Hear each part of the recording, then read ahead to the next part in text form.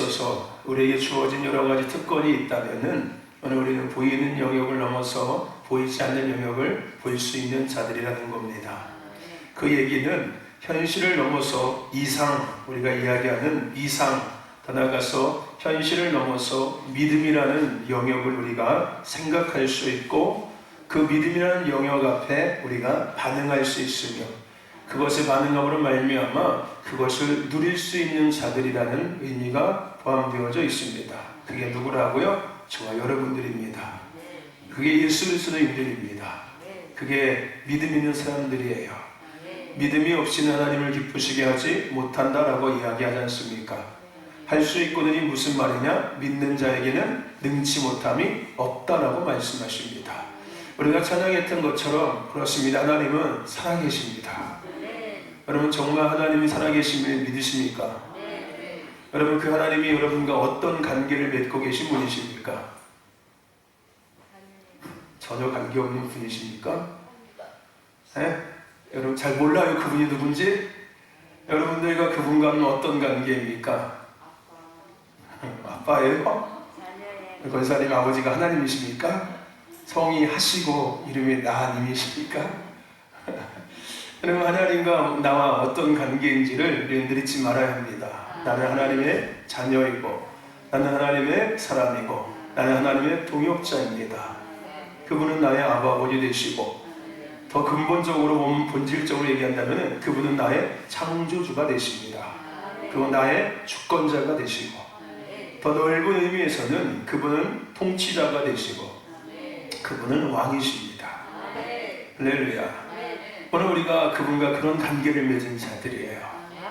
아멘. 그 하나님은 지금도 살아서 역사하고 계세요. 우리가 아는 것처럼 하나님의 여러 가지 성품 중에 아는 것처럼 우리가 다 아는 것처럼 하나님은 전지전능하십니다. 하나님은 무소부재하십니다. 그 얘기를 우리가 가장 좋아하는 말 하나님은 불가능함이 없으십니다. 네. 하나님은 불가능함이 없으신 분이세요.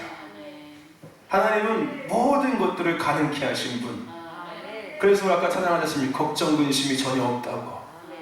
네? 하나님이 불가능을 가능케 하시는 그 하나님이 나의 아버지가 되시고 내가 그분의 자녀이니 할렐루야. 어떤 그런 조건을 생각해 본다고 해도 나는 전혀 걱정 근심이 없는 거예요. 그분이 또 나와 함께 하시고 할렐루야. 아멘. 할렐루야. 아멘이십니까? 정말 걱정 근심이 없습니까? 없으시길 축원합니다. 그 아멘이 진짜 여러분의 삶이 되기를 축원합니다. 걱정 근심이 없습니다. 우리 다음 세대들 걱정 근심이 없니 있니? 있지. 학교 갈 걱정 근심 있잖아. 가긴 싫은데 가야 되고 공부해야 되고. 오늘 여러분 하나님은 살아서 역사하시는 역사의 주관자가 되시지요. 나의 개인의 삶의 역사의 주관자가 되시고 우리의 가정의 역사의 주관자가 되시고 우리의 인생을 넘어서 교회라는 영역, 이 지역이라는 영역, 도시, 넓게는 대한민국, 더 나아가서 이 땅의 지구, 인류의 모든 것의 역사의 주관자는 여호와 하나님 한 분이십니다. 그 하나님은 살아계시고 불가능함이 없으신 분이세요. 할렐루야.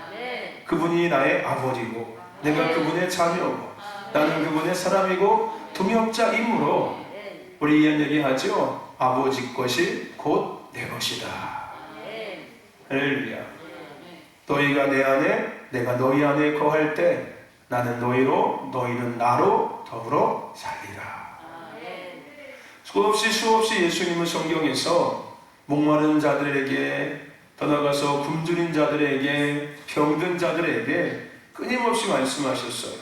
수고하고 무거운 짐진 자들아 다 내게로 오라. 내가 너희를 쉬게 하리라. 내게 오는 자는 목마르지 아니할 거다. 내가 주는 생수를 먹는 자는 영원히 목마르지 아니할 것이며 내게 오는 자는 줄이지 않을 것이다 라고 예수님은 수없이 예수님께 오라고 말씀하십니다. 할렐루야. 그 안에 답이 있다는 거지요. 예수 안에 답이 있다는 거예요. 우리가 잘 아는 찬양의 가사처럼 예수 안에 소망이 있고 예수 안에 생명이 있고 예수 안에 능력이 있고 더 못한다면 예수 안에 길이 있고, 예수 안에 기쁨이 있고, 예수 안에 평안이 있고, 예수 안에 모든 것이 있습니다. 그래서 예수님께서 스스로를 뭐라고 이야기하십니까? 내가 길이고, 내가 진리고, 내가 생명이라고 얘기하는 거예요.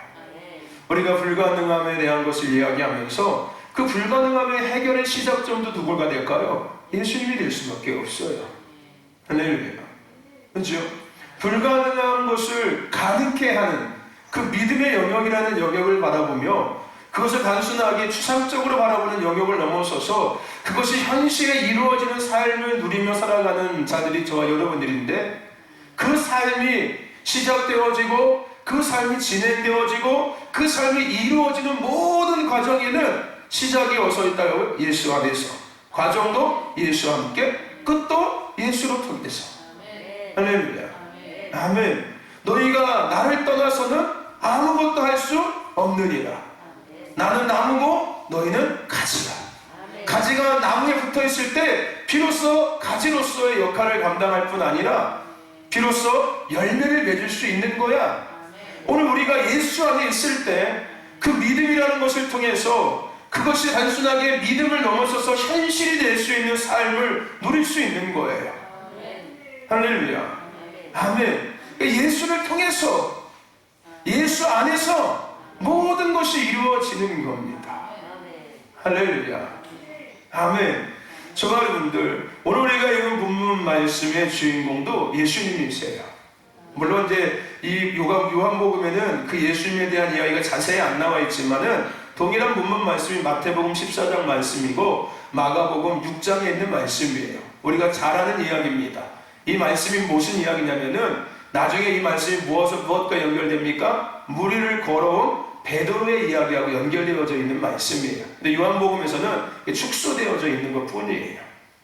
오늘 우리가 읽은 본문 말씀은 예수님이 밤새도록 풍랑으로 고생하는 제자들을 도와주신 이야기입니다. 특별히 이 말씀의 주인공은 베드로고요. 여러분, 요한복음에는 7가지 기적이 나옵니다.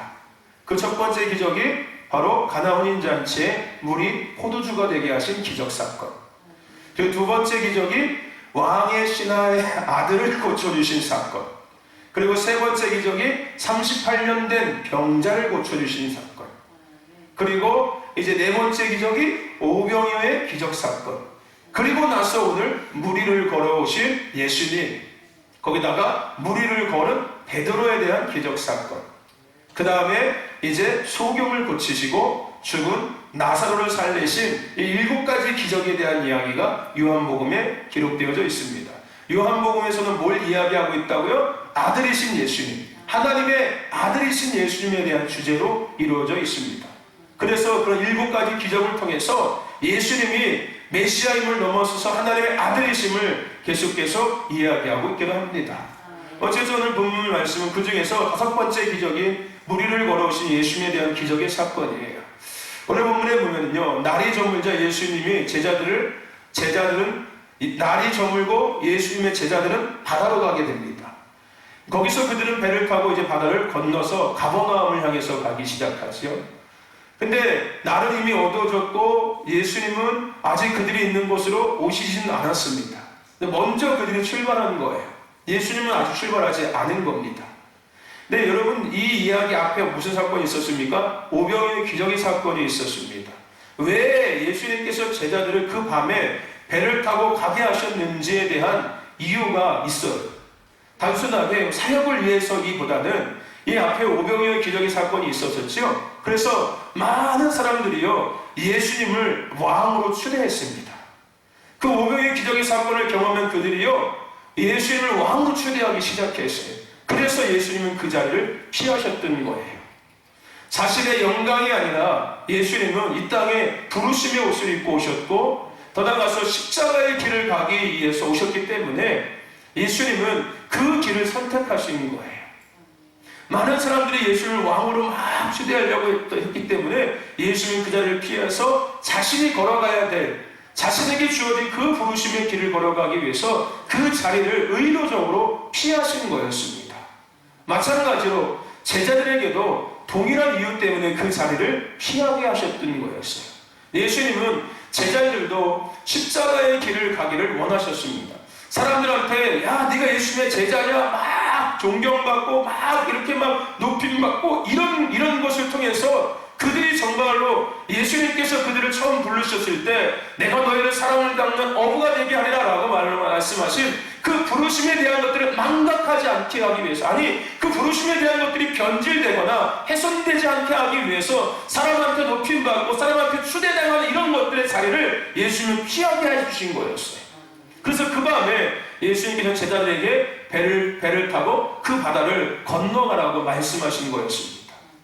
예수님께서 행하신 그 500여 개의 기적을 통해서 많은 흥분한 무리들, 그 무리들은 제자들도 마찬가지였을지 몰라요. 그래서 제자들도 마찬가지로 예수님도 마찬가지로 그것을 피해서 가버나움으로 갈 수 있도록 배를 타고 떠나보내게 하시는 거예요. 그리고 본인은 오늘 산에 가셔서 이제 기도하러 산으로 가십니다. 제자들을 먼저 가게 하시고 예수님은 그 자리를 피하셔서 산에 가서 기도하러 가세요. 예수님께서는요, 우리가 잘 아는 것처럼 하나님이 주신 목적을 잃어버리지 않으시려고 부단히 애쓰셨습니다. 많은 바리새인과 서기관들과 많은 유대인들이 어떻게든 예수님을 훼손시키고 예수님께서 이 땅에 오신 목적에 대해서 계속 왜곡시키고 변질시키려고 수없이 많은 계계를 부렸지만 예수님은 하나님께서 자신을 보내신 그 목적, 그 부르심을 이루시기 위해서 부단히 애쓰셨어요.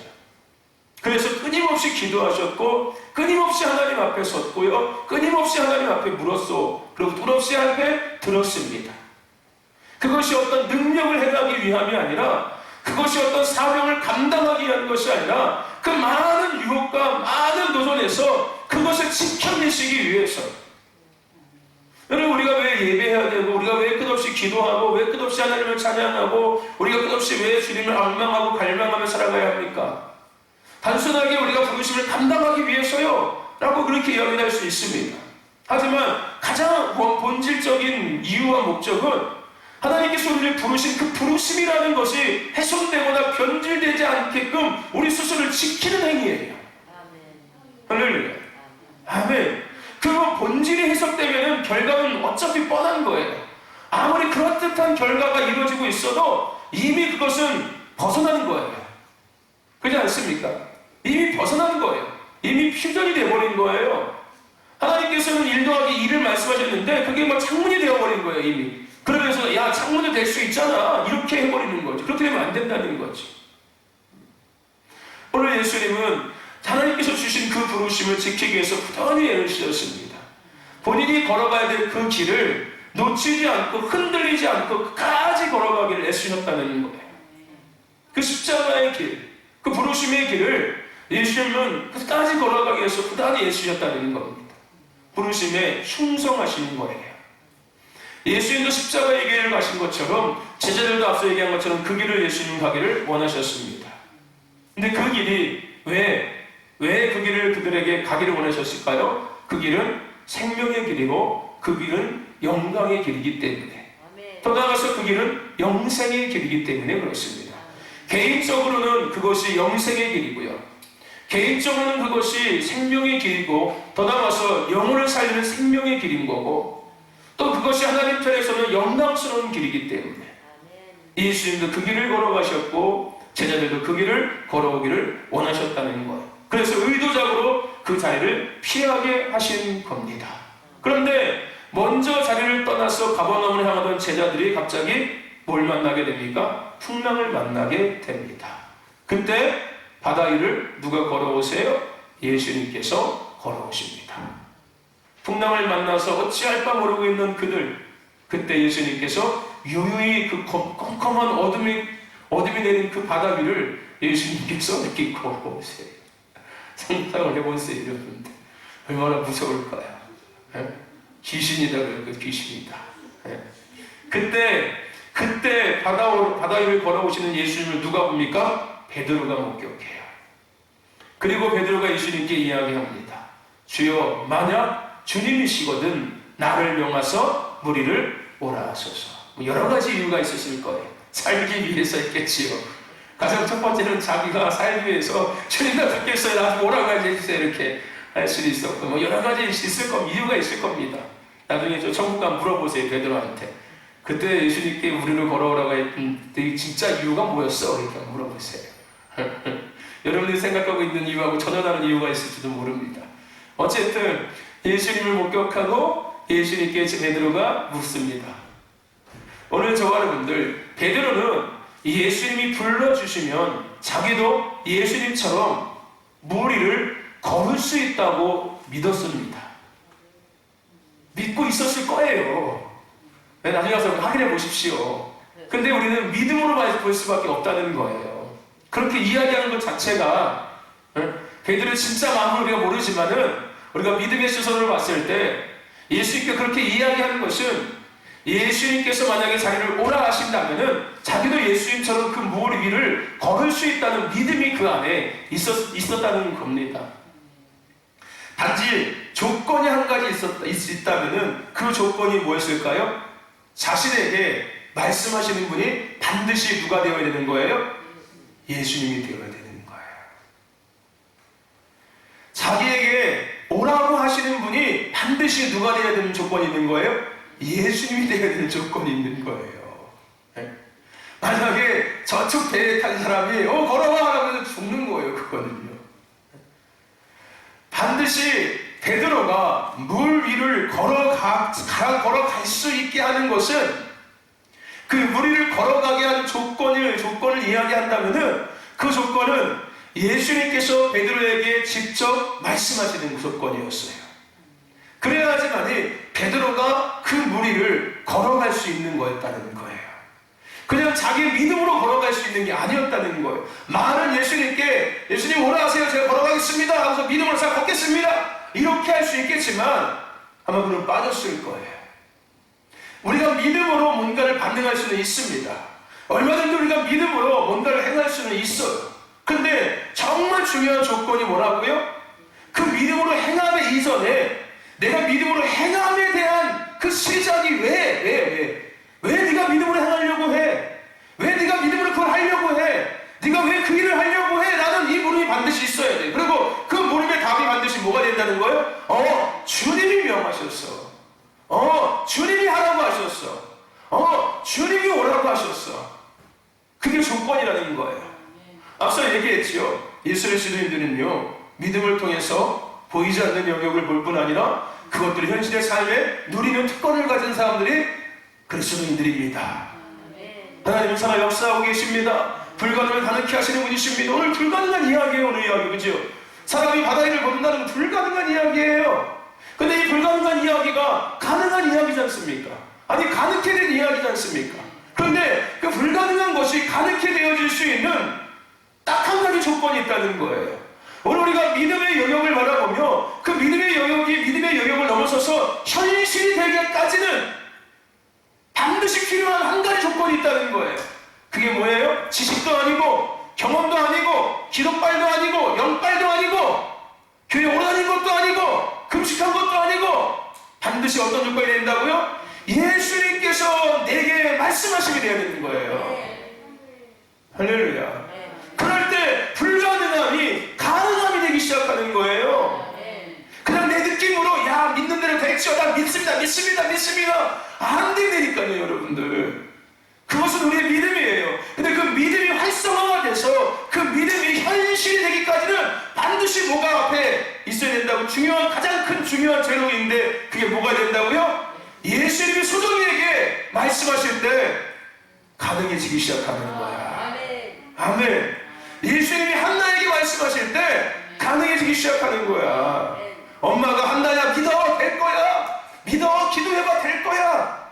그거는 네 믿음이야. 근데 거기다가 예수님이 말씀하셨잖아, 한나야. 성경에 예수님께서 말씀하고 계잖아. 기도해도 이런 누가 나갈 수 없다고 말씀하셨잖아. 그러니까 기도하면 될 거야. 그게 돼야 된다는 거예요. 그냥 우리의 신념, 우리의 어떤 믿음, 어떤 우리의 지식, 우리의 어떤 경험, 우리의 어떤 영적인 어떤 이런 힘, 이런 의지, 이런 거 말고 그 이전에 가장 원칙적으로 뭐가 있어야 된다고요?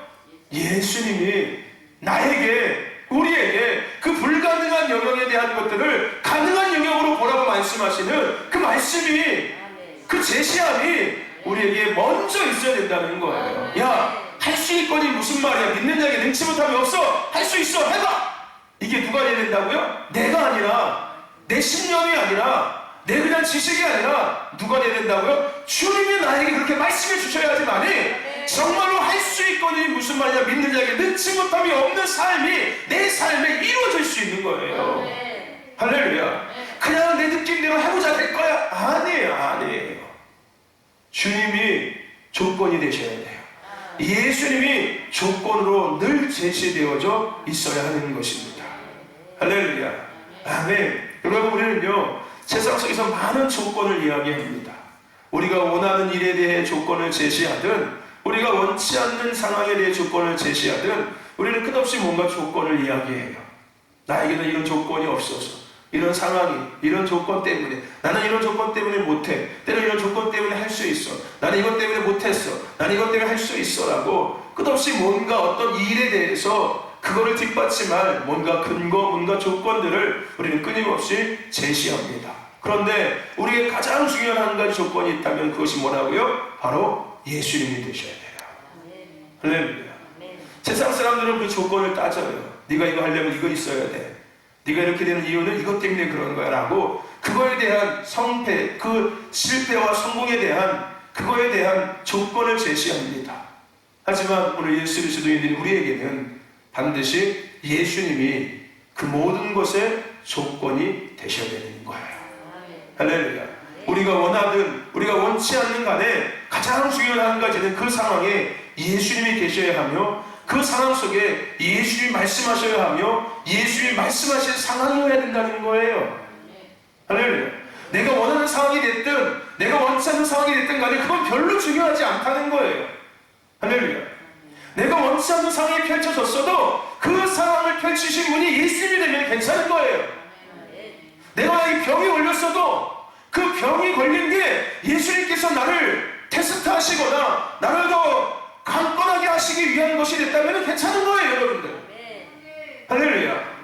내 삶이 가난해도 그것이 하나님께서 예수님께서 나를 더 겸손하게 하시고 더 온전케 하시기 위한 마치 나의 인생을 광야길로 나를 인도하시는 것도 광야로 인도하시는 분이 예수님이 되는 거예요. 할렐루야. 광야로 인도한 게 내가 아니라 광야로 인도한 게 원수가 아니라 예수님이라면은 광야도 괜찮은 거예요. 하물며 나를 인도한 분이 나를 궁궐로 인도하신 분이 예수님이 아니라면 그 궁궐은 나에게는 어쩌면 독약과 같은 곳이 될 수 있어요. 나의 부함이 예수님께서 나에게 주신 부함이 아니라면은 그것은 오히려 나한테 부함이 아니라 해가 될 수 있다는 거예요.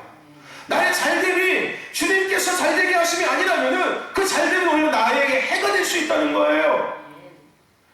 우리의 상황은 별로 중요하지 않다는 거예요. 그 상황 가운데 누가 계시냐가 중요한 거예요. 그 상황을 펼치신 분이 누구냐가 중요하다는 거예요. 할렐루야. 아멘. 그게 누가 돼야 된다고요? 예수님이 돼야 되는 거예요. 할렐루야. 왜냐하면요, 예수님만이 우리를 불가능한 영역으로 부르실 수 있는 분이십니다. 아멘. 왜 예수님이 조건이 돼야 되냐면은 예수님만이 나를 어느 영역으로 부르실 수 있다고요? 불가능한 영역으로 부를 수 있어요. 오직 예수님만이 베드로를 불가능의 영역인 그 모리를 걷기 없는 영역으로 부를 수 있는 거예요. 할렐루야. 거기 있는 다른 제자, 야 베드로야 가봐 예수님도 걷잖아 가봐 안 된다는 거예요. 오직 누구만이? 예수님만이 베드로를 불가능한 영역으로 부르실 수 있는 분이세요. 오늘 우리를 믿음의 영역으로 부를 수 있는, 그래서 믿음의 시선을 가지고 그 믿음을 넘어서 현실의 삶을 우리가 누리게 할 수 있는 분은 누구밖에 없다고요? 예수님. 예수님만이 우리를 불가능한 영역에서 그것을 통해서 가능한 영역의 것을 누리게 하시는 분이 오직 예수님밖에 없습니다. 예수님만이 불가능한 영역으로 우리를 부르실 수 있는 분이십니다. 할렐루야. 아멘. 여러분, 이스라엘 백성은 광야의 길을 걸어가게 되었지요. 그 광야의 길로 부르신 분이 누구였어요? 하나님이셨어요. 그들 스스로가 광야의 길을 선택한 것이 아니었어요. 하나님께서 그 광야의 길을 부르신 거예요. 더 나아가서 오직 그분만이 애굽에서 나와서 광야, 더 나아가서 가나안의 영역을 부를 수 있는 분이었다는 거예요. 그들을 그 가나안이라는 영역으로 부를 수 있는 분은 하나님이셨어요. 그들을 애굽에서 광야의 영역으로 부를 수 있는 분은 하나님이셨어요. 죄의 영역에서 구원의 영역으로 우리를 부를 수 있는 분이 오직 여호와 하나님 한 분밖에 없어요. 내 의지를 가지고 죄에서 그 구원의 영역으로 갈 수 없어요. 내 의지를 가지고 세상의 영역에서 하나님의 영역으로 갈 수가 없다는 거예요. 오늘 불가능한 영역으로 부를 수 있는 분은 오직 예수님밖에 없어요. 할렐루야. 내가 선택할 수 있는 게 아니라는 거예요. 내가 구원을 선택할 수 없고 내가 믿음을 선택할 수 없다는 거예요. 할렐루야. 하나님께서 우리를 부르셔야지만이, 그 영역으로 우리를 부르셔야지만이, 할렐루야, 우리가 그 영역에 갈 수 있는 거예요. 아멘. 할렐루야. 여러분, 누가 불가능한 영역에 들어가려고 하겠습니까? 그거는 불가능한 영역이기 때문에 사람은 생각하지도 않아요. 시도하지도 않습니다. 누가 믿음의 영역을 들어가려고 하겠습니까? 그거는 마치 이상한 몽상가들만이 즐기는, 이상을 추구하고 이상한 환상을 즐기는 사람들만이 하는 영역이라고 생각해요. 쓸데없는 거라고. 꿈도 야무지죠. 우리가 하는 얘기처럼. 하지만 그 영역으로 우리를 부르시는 분인 하나님이시라는 거예요. 우리 스스로가 그 영역을 생각할 수 없다는 거예요. 할렐루야. 보이지 않는 영역으로 우리를 부르시는 분이 여호와 하나님이시라는 거예요. 성령님이시라는 거예요. 우리 스스로가 보이지 않는 영역을 막 들어가려고 해도 들어갈 수 않는다는 거예요, 여러분들. 할렐루야. 내가 막 그냥 보이지 않는 영역을 보여, 이렇게 안 돼요, 여러분들. 오직 그분이 우리를 부르실 때, 할렐루야, 보이지 않는 영역으로, 믿음의 영역으로, 할렐루야, 아멘, 우리가 들어갈 수 있는 거예요. 불가능한 영역으로 우리가 들어갈 수 있는 겁니다. 아멘. 저와 여러분들, 오늘 사도 바울은요, 예수를 믿는 사람들을 잡던 사람이었어요. 그런 그를 복음 전도자의 영역으로 부르신 분이 예수님이셨어요. 예수를 믿는 사람들을 잡아다가 옥에 가두던 그가 복음 전도자의 영역으로 들어갈 수 있게 하신 분이 예수님이셨다니까. 그게 어찌 그의 생각과 의지를 가지고 할 수 있겠습니까? 오늘 저와 여러분들, 예수님만이 우리를 불가능한 영역으로 부르실 수 있습니다. 할렐루야. 아멘. 우리도 베드로처럼 주님께, 주님, 나를 그 영역으로 부르시옵소서. 지금보다 더 깊은 영역으로 나를 부르시옵소서. 할렐루야. 아멘. 그렇게 우리가 주님께 말씀드릴 때, 오늘 주님은 베드로에게 뭐라고 이야기했습니까? 오라. 오라라고 말씀하시는 것처럼 주님은 우리의 물음에 분명히 동일하게 대답하실 거예요. 오라. 내게 와. 더 깊은 곳으로 와. 내게 더 가까이 와. 라고 주님은 우리에게 말씀해 주실 거예요. 내가 스스로 주님 앞에 막 가고 싶다고 해서 갈 수 있는 게 아니라는 거예요. 주님께서 우리를 부르셔야지만이, 할렐루야, 우리가 그 영역을 갈 수 있는 거예요. 근데 우리에게 너무나도 큰 은혜는 주님은 이미 우리를 부르셨다는 거예요. 할렐루야. 이미 주님께서 우리를 부르셨다는 거예요. 내게 더 가까이 오라고 주님은 계속 우리를 부르고 계시다는 거예요. 우리가 먼저 묻기 전에 주님은 우리에게 먼저 말씀하고 계시다는 거예요. 할렐루야. 우리가 먼저 주님 나를 불러주세요 라고 요구하기 전에 주님이 먼저 우리에게 말씀하고 계시다는 거예요. 와라. 더 가까이 와. 더 가까이 와. 요해라. 더 가까이 와. 요해라. 요해라. 이렇게 말씀하고 계시는 거예요. 할렐루야. 내게 더 가까이 와. 더 가까이 와. 내게 더 가까이 와. 더 가까이 와. 라고 주님은 우리에게 계속해서 말씀하고 계세요. 우리를 그 영역으로 부르고 계신다는 거예요. 주님이 거하시는 그 아름답고 거룩한 영역으로 우리를 계속해서 주님 부르고 계신다는 거예요. 우리가 얘기하지 않아도 주님 먼저 우리를 콜링하고 계시는 거예요. 할렐루야.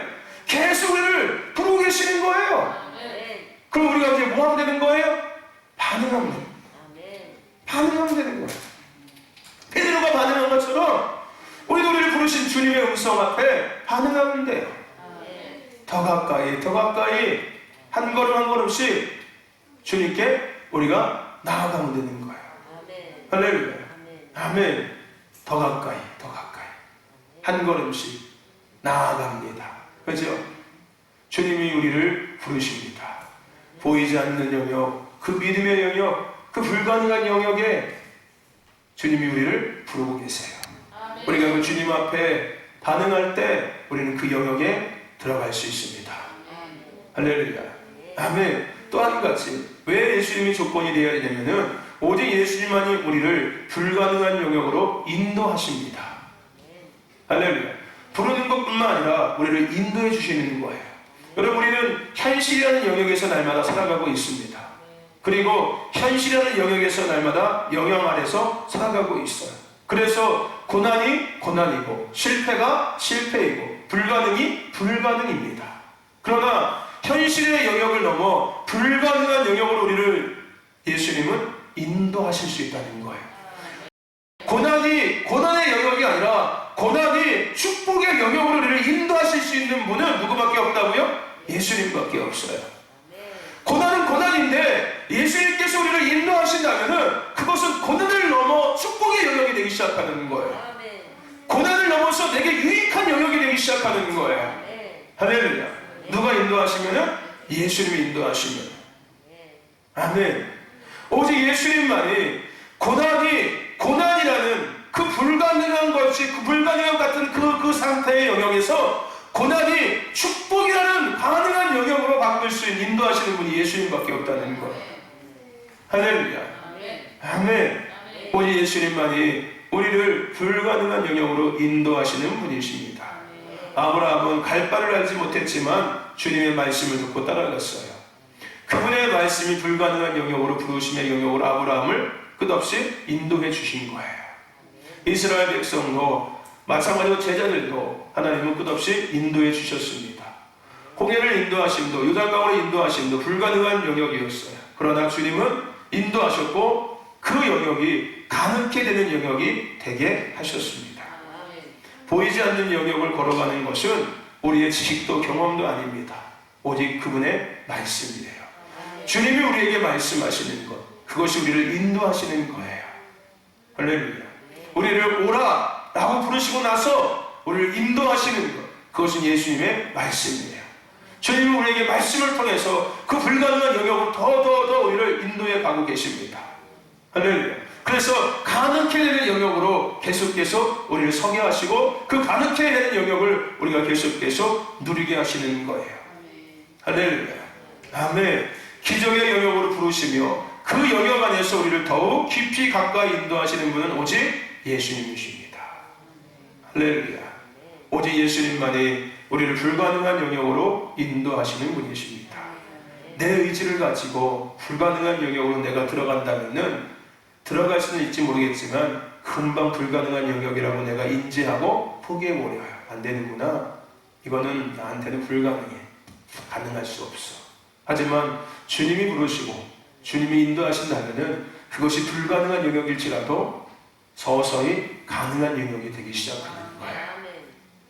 할렐루야. 단순하게 막연한 믿음이 아니라 그것이 현실적인 믿음이 되기 시작하는 거예요. 그냥 단순하게 어떤 비전이 아니라, 그냥 꿈이 아니라 그것이 성취가 되기 시작하는 거예요.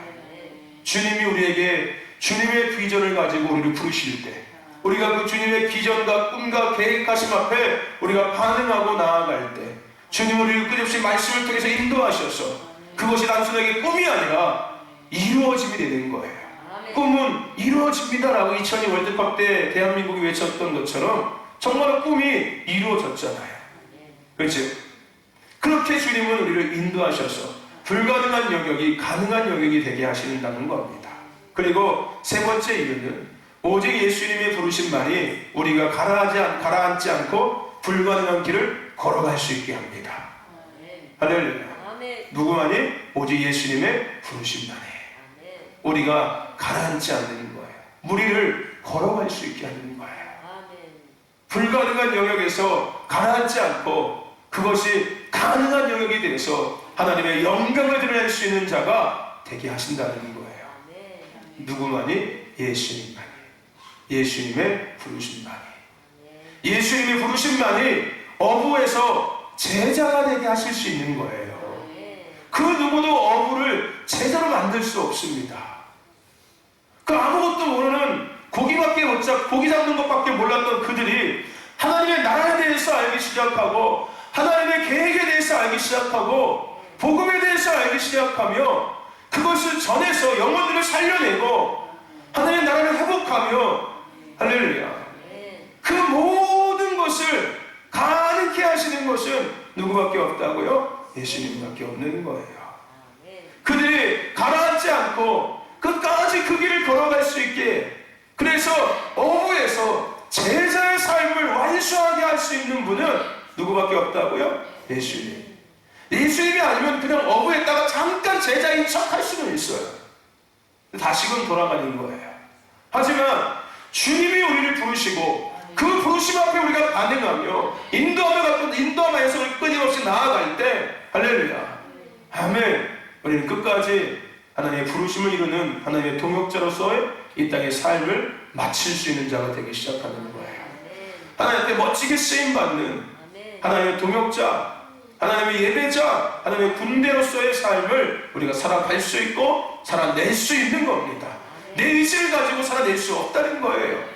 내 경험과 내 지식과 어떤 세상의 형편과 방법을 가지고 수단을 가지고 해낼 수 없다는 겁니다. 하는 척은 할 수 있어요. 하는 척은 할 수 있지만 끝까지 그것을 우리가 완수할 수는 없다는 거예요. 오직 누가? 예수님만이 우리를 부르실 때, 예수님께서 오라 부르실 때 그가 바다 위를 걸어갈 수 있었던 거예요. 할렐루야. 예수님께서 우리를 부르심으로 부르실 때, 우리가 반응할 때, 할렐루야, 우리는 그 부르심의 길을 끝까지, 할렐루야, 가라앉지 않고 빠지지 않고 끝까지 걸어갈 수 있게 된다는 겁니다. 베드로의 부름에 예수님은 대답하셨어요. 오라. 그러자 베드로는 무리를 걷기 시작했습니다. 불가능한 길을 걸어가기 시작한 거예요. 누구도 상상하지 못했던 그 일을 행하기 시작하는 거예요. 야, 무슨 어부들이 복음을 전해. 야, 무슨 초등학교도 안 나온 네가 무슨 목사가 되고, 네가 무슨, 야, 네 형편을 봐봐, 네가 무슨 목사 준비가 되겠냐? 불가능한 거예요. 야, 너 하나도 제대로 관리 못하면서 네가 누구를 뭘 해? 네 몸뚱이 하나 관리도 못하면서 네가 뭘 해? 불가능한 거예요. 하지만 주님이 우리를 주의 종으로 부르신다면, 주님이 우리를 하나님의 사람으로 마지막 때의 열방 가운데 나를 부르신다면은, 할렐루야, 아멘, 우리는 그것을 가능케 되는 거예요. 아멘. 제가 이 자리에 있는 것도 마찬가지입니다. 제가 목사가 되고 싶어서 목사가 됐다면은 저는 이미 벌써 포기했을지도 몰라요. 주님이 부르셨고 그냥 그 부르심 앞에 내하고 순종하고 받는 것뿐이었어요. 그리고 주님은 나를 목회자로서 지금까지 인도하셨고 그 목회자의 부르심의 길을 지금도 여전히 걸어가게 하고 계시는 거예요. 빠지지 않고 가라앉지 않고 무리를 걷는 것처럼 나에게는, 인간 김진종에게는 불가능한 영역인데 여전히 나라는 존재에게는 여전히 이 목회자의 영역이라는 영역은 불가능한 영역이지만 주님이 나를 부르셨고 내가 그 부르심 앞에 반응하고 있기 때문에 나는 나에게는 불가능한 영역이지만은 그 불가능한 영역을 가능한 영역으로 나는 걸어가고 있다는 거예요. 할렐루야. 그건 여러분도 다 마찬가지입니다. 저뿐만 아니라 여러분 다 마찬가지예요. 주님이 오라 하시면은 거기가 무리가 됐든 그것이 무슨 어디가 됐든 간에 고층 빌딩 위에 그 허공이 됐든 간에 주님이 오라 하시면은 우리는 걸어갈 수 있는 거예요.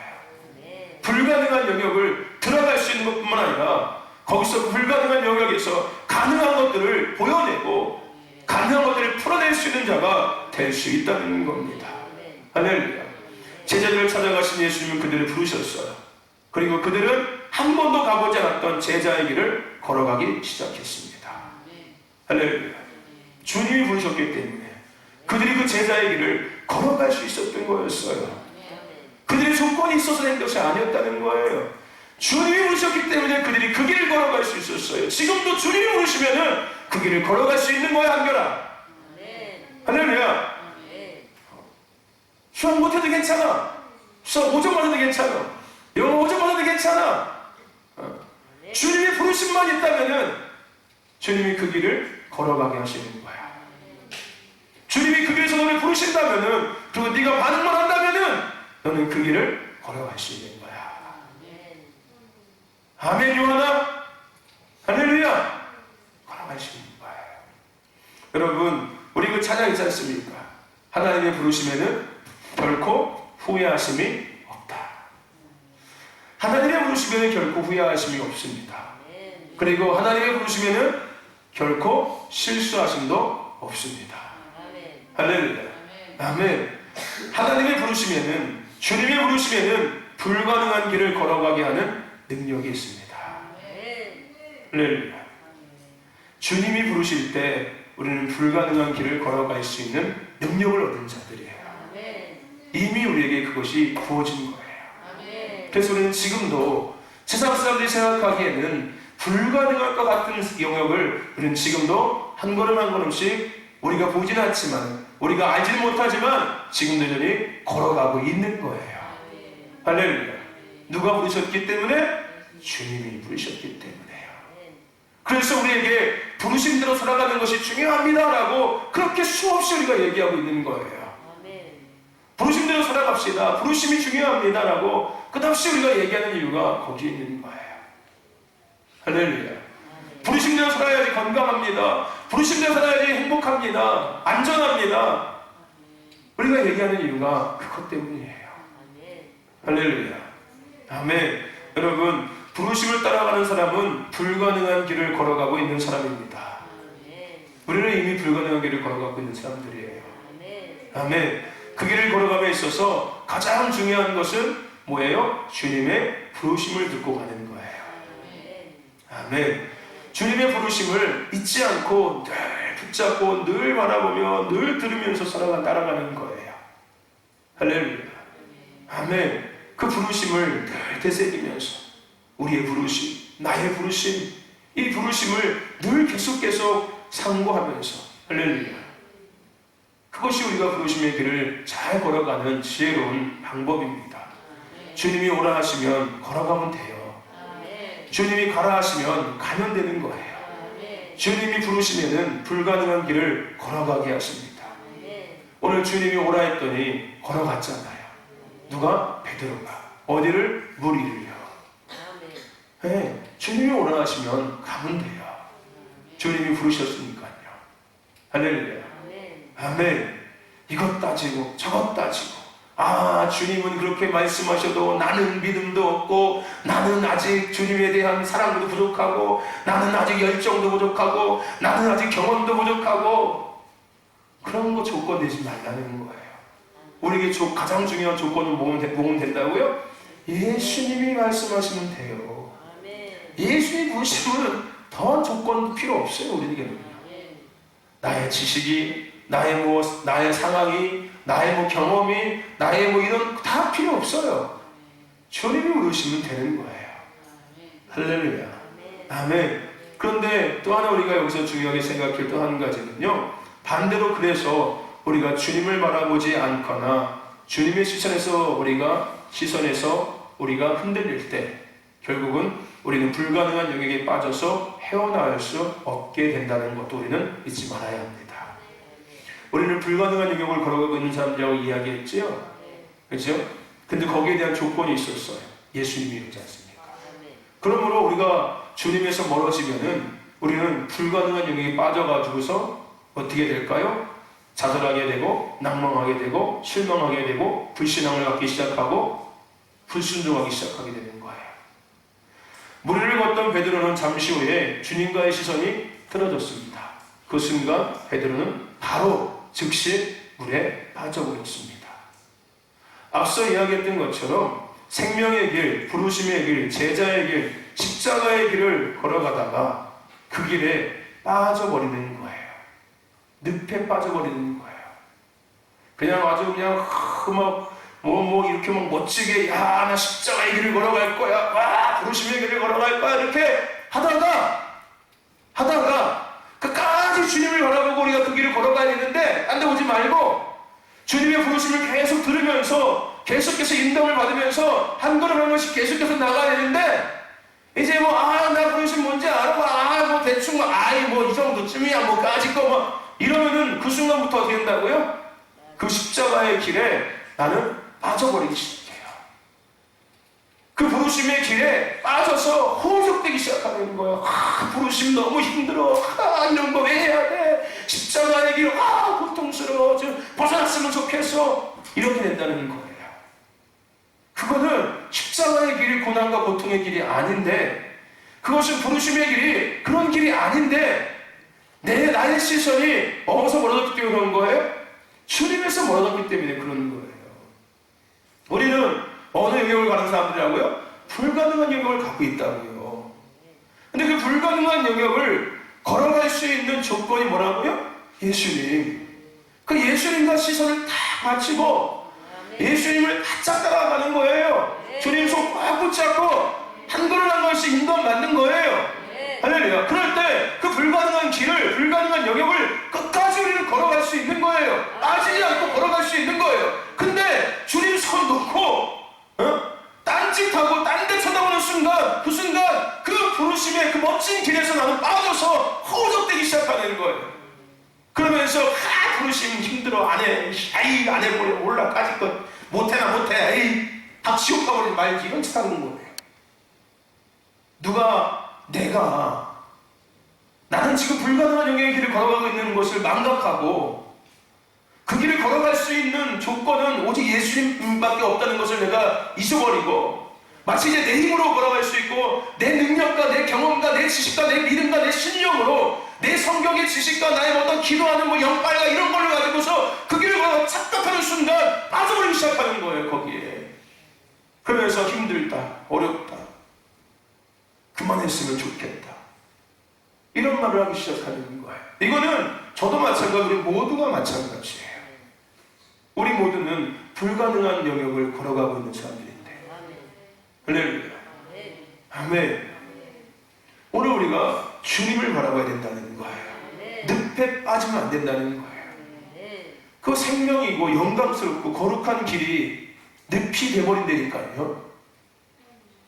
그게 진짜 생명의 길이고 거룩한 길이고 영광스러운 길인데, 주님과 함께 걸어갈 때는 주님 손 꽉 붙잡고 주님 음성 잘 듣고 잘 따라갈 때는 그 길이 진짜 생명의 길이고 영광스러운 길이고 거룩한 길인데, 내가 주님의 시선과 벗어난 순간부터, 내가 주님의 손을 뿌리치는 순간부터 그 길은 이제 늪이에요. 늪. 헤어나올 수 없는 늪이 되버리기 시작하는 거예요. 여러분, 철로 역정이라는 책 보셨습니까? 영화도 있고 애니메이션도 있고 많이 있어요. 책도 있고. 거기 보면은 순례자가 나와요. 천국을 향해서 걸어가는, 부르심을 향해서 걸어가는 순례자에 대한 이야기가 나오는데, 그가 잘 가다가 늪에 빠져버려요. 그 늪에 빠지는 이유가 뭐냐면은 시선이 어긋나서 그래요. 한순간 시선이 딱 틀어질 순간 자기도 모르게 늪에 확 빠져버려요. 늪에 빠져서 허우적대기 시작합니다. 그때 주님께서 그를 늪에서 꺼내주세요. 마치 베드로가 무리를 걷다가 물에 빠졌을 때 예수님께서 무리에서 물 안에서 베드로를 건져주신 것 같은 똑같은 상황이 펼쳐지는 거예요. 그 순례자는 그 십자가의 길을 걸어가고 있었거든요. 주님의 음성을 듣고 주님의 인도를 받고 어떤 상황에서도 주님을 바라보고서 열심히 걸어가고 있었거든요. 근데 어느 순간 시선이 딱 틀어진 순간 늪에 빠져버리기 시작했어요. 그게 늪인지 몰랐어요. 근데 거기가 나중에 늪이 돼버린 거였어요. 늪인지 몰랐는데 정신을 차리고 보니까 늪에 빠져있는 거였어요. 그렇게 된다는 거예요. 주님에서 우리가 시선을 놓치는 순간 우리는 우리가 걸어가고 있는 불가능함이라는 영역에 빠져버리기 시작합니다. 그래서 좌절감이 찾아오고 앞서 얘기한 것처럼 낙심하고 실망하고 포기하고 불신앙을 갖기 시작하고 불순종하기 시작하는 거예요. 저와 여러분들, 오늘 우리에게 한 가지 조건이 있습니다. 그것은 바로 예수님이십니다. 할렐루야. 우리가 뭔가 조건을 찾고 조건을 우리가 제시한다면 그 조건은 예수님입니다. 할렐루야. 아멘. 예수님 때문에, 예수님을 위해서. 할렐루야. 아멘. 너 왜 그 일 하니? 예수님 때문에. 너 그거 왜 하려고 그래? 예수님 때문에. 예수님을 위해서. 예수님께서 하라 하셨기에, 주님이 하라 하셨기에 나는 그 일을 하는 거야. 주님이 하라 하셨기에 나는 그 길을 걸어가는 거야. 우리 사모님이 그냥 말레이시아 가려고 애를 타고 몇 년을 지금 기다리고 있는데 몇 년을 기다리고 있는데 왜 거기를 가려고 해? 멋있는 이 서방님을 떠나서 멋있는 이 서방님을 떠나서. 근데 내가 물어봤어요, 우리 사모님한테. 나는 별로 걱정이 안 되는데 우리 은찬이하고 은총이가 걱정이 된대. 나는 뭐 혼자 몰래 같이 떨어져 살았으니까 별로 뭐 걱정이 안 되는데, 뭐 걱정이 안 될 수는 없겠지만 그래도 주의 종이니까. 그런데 우리 은찬이 은총이가 걱정이 너무 많이 된대. 그래서 가야 되나 말아야 되나 수없이 많은 고민을 했다고 하더라고. 그게 정말 가는 게 맞는 걸까? 주님께서 정말 원하시는 건가? 정말 수없이 많이 고민해보고 가지 말자 이런 생각도 해보고 포기도 하고 단념도 하고, 결국은 주님께서 가라 하시기에 아들들에 대한 걱정도 있지만, 저 두 아들이 요즘도 엄마 찌찌감 하고 다니는데, 그 아들들이 그 엄마가 없으면 아빠 찌찌감 할 수는 없잖아요. 징그럽게. 근데 그래요. 나 찌찌 있으니까 내 거 줄게 이렇게 싫어하잖아. 왜 근데 그 길을 가려고 하냐고요. 주님 때문에. 주님이 가라 하시니까. 주님을 위해서. 그렇죠? 그래서 가는 거예요. 오늘 저분들 마찬가지 아니겠습니까? 우리가 하는 많은 이런 사역들 왜 저거 하려고 해요? 따지면 뭐 돈도 안 되는 거고, 그죠? 뭐 돈이라도 된다면은 뭐 돈 좀 되니까 하겠다고 생각하겠지만, 그렇다고 막 저거 통해서 막 전도가 막 돼가지고서 막 교회가 막 부흥하는 것도 아니고. 왜 이런 일들을 우리가 하려고 하는 거예요? 왜 합니까, 여러분들? 왜 한다고 생각하세요, 여러분들? 여러분들은 저거 왜 한다고, 목사님이 생각이 그러시니까 그냥 따라하는 겁니까, 여러분들? 그러면 감사하죠. 근데 앞으로 계속 따라오시죠, 그러면. 어떤 일에도 다 따라오셔야 합니다. 우리가 이거 다 왜 하는 거예요? 이왕이면 더 좋은 조건, 더 좋은 자리에서 얼마든지 할 수 있지 않습니까? 이왕 투자하는 거, 여기 말고서 저 시내에다가, 좋은 목에다가 투자해가지고서, 돈 좀 벌고, 이거 좋잖아요. 그렇지 않습니까? 세상적인 계산을 따진다면은, 그렇지 않나요? 왜 하는 거예요? 이 시골 여기다가, 이 깡촌에다가, 시골 동네에다가, 왜 이런 거 져놓고서 왜 이걸 하고 있냐는 거예요. 왜 합니까, 여러분들? 왜 하는 거예요? 주님 때문에 하는 거예요. 주님이 하라 하시니까 하는 거예요. 할렐루야. 거기에 조건을 얘기한다면은, 주님이 하라 하셔서 하는 겁니다, 우리는. 네. 주님을 위해서 하는 겁니다. 거기에 뭐 다른 게 뭐가 필요합니까? 그거면 되는 거 아니겠어요? 그렇지 않습니까? 주님이 하라 하시니까 하는 거예요. 돈을 벌기 위함도 아니고, 뭐 전도하기 위함도 아니고, 그거는 주님의 영역이에요. 우리가 생각하는 영역은 아닌 것 같아요. 그죠? 주님의 계획이 있으시니까, 주님이 하라 하시니까, 할렐루야. 우리는 그저 주님께서 하라 하시니까 그 길을 다 가는 것 뿐이에요. 할렐루야. 아멘. 주님 때, 예수님 때문에. 그게 우리의 조건입니다. 우리가 이 얘기를 행하고 있는 조건이에요. 이유예요, 이유. 이것은 앞으로도 계속 조건이 될 겁니다. 다른 조건은 없어요. 할렐루야. 아멘. 제가 여기 있는 일 똑같은 거예요, 여러분들. 그죠, 여러분들? 여러분들은 뭐 여기가 집이고, 뭐 여기 다 동네고, 여러분 신앙생활 오래 했으니까 여기 계실지 모르겠지만은, 저는 아니잖아요. 제가 여기 뭐 고향도 아니고, 당진에서 오래 산 것도 아니고, 그죠, 여러분들? 그렇다고 내가 뭐 나이가 한 70 먹어가지고서 이제, 목회 해봤자 내가 얼마나 하냐? 이런 것도 아니고, 지금. 어쩌면 한참 목회할 때인데, 지금 딱. 그렇지 않습니까? 이제 젊음을 넘어서 살짝 이제 중년의 때를 넘어서서 이제, 뭔가 이제 생각도 조금 더 깊어지는 딱 그 타이밍인데, 목회자가 어쩌면 진짜 딱 꽃필 때인데, 정말로. 목회자가 정말로 목회자로서의 꽃이 필 때가 딱 그때인데, 40대, 50대, 60대 초반까지 딱 40, 50, 60대. 딱 그때인데, 20대, 30대는 그냥 젊은 열정에 그냥 밀어붙이고 막 그냥 땡기고 막 밀고 막 그냥 막 으쌰으쌰 하는 때라면은, 이 40대 후반부터 해서 이제 50대, 60대 초반까지는 진짜 무르익어서 이 목회에 대해서 정말 진지하게 생각하면서 사역에 대해서 진지하게 고민해 보면서 이제 이런 딱 정말 꽃이 필 때거든요. 그죠? 그러면은 이 좋은 때에 이왕이면 좋은 자리에 가서, 그죠? 할 수도 있는 거잖아요. 그렇지 않습니까? 내가 왜 여기 있냐고요?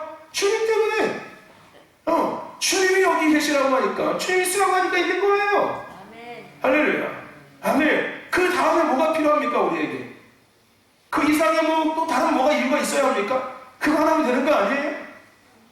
베드로가 무리를 걸어가려고 하는 이유가 뭐가요? 주님이 오라 하시니까 걸어가는 거 다른 이유 없어. 주님이 오라 하시니까.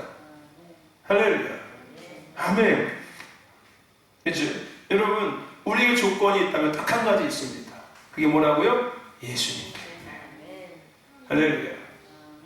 우리가 믿음의 길을 걸어가고 뭘 하든 다 마찬가지예요. 주님 때문에. 주님이 말씀하시니까, 주님이 하나 하시니까, 주님이 감동 주시니까, 주님이 기뻐하시니까, 주님 나라 위해서, 주님 오심을 위해서 우리는 그것을 하는 거고, 그것을 우리는 하고 있는 거예요. 앞으로 우리는 그것을 하게 될 것입니다. 할렐루야. 여러분, 주님 때문에 하십시오. 주님이 말씀하시니까 하시면 돼요. 할렐루야. 그래서 그 길을 끝까지 멋지게 걸어갈 수 있는 소노름거리 신도교 공동체가 되기를 주의 이름으로 축원합니다. 기도합시다. 하나님,